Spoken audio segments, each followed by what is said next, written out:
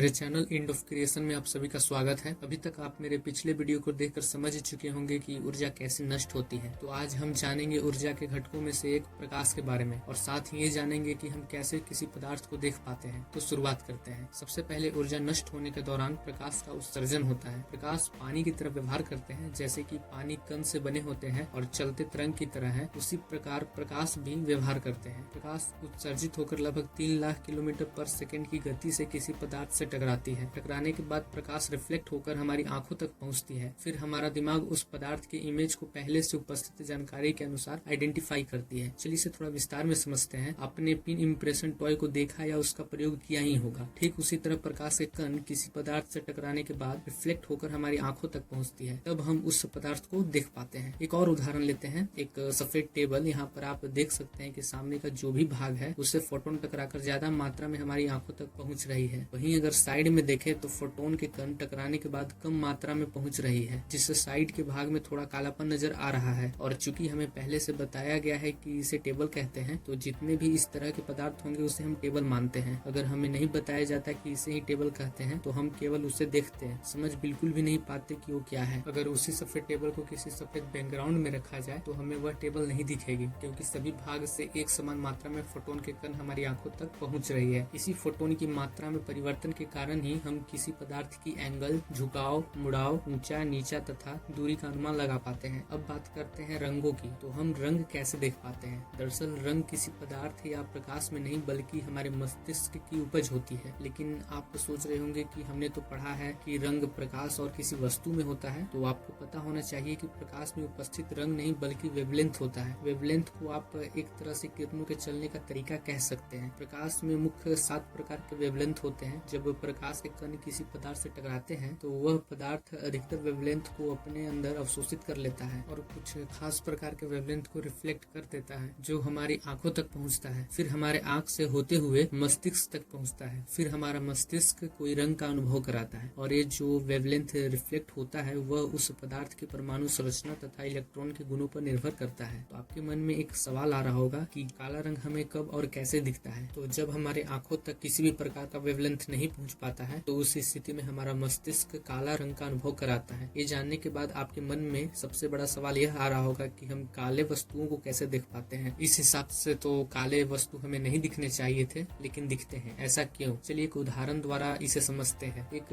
Black car लेते हैं। आप यहाँ देख सकते हैं इस कार के अगल बगल और बैकग्राउंड में वातावरण मौजूद है और कार के ऊपर तथा साइड में शाइनिंग भी दिख रही होगी। इन्हीं दोनों के वेवलेंथ के कारण हम इस कार को देख पा रहे हैं। अगर इस कार के बैकग्राउंड से वातावरण को हटा दिया जाए तो वो कुछ इस तरह से दिखेगा, और अगर शाइनिंग को भी हटा दिया जाए तो कार दिखेगा ही नहीं। तो अब आप समझ ही चुके होंगे कि काला रंग मतलब किसी भी प्रकार का वेवलेंथ हमारी आंखों तक नहीं पहुंच पाना होता है। आगे इसी तरह का वीडियो आता रहेगा। इस वीडियो को देखने के लिए आप सभी को धन्यवाद।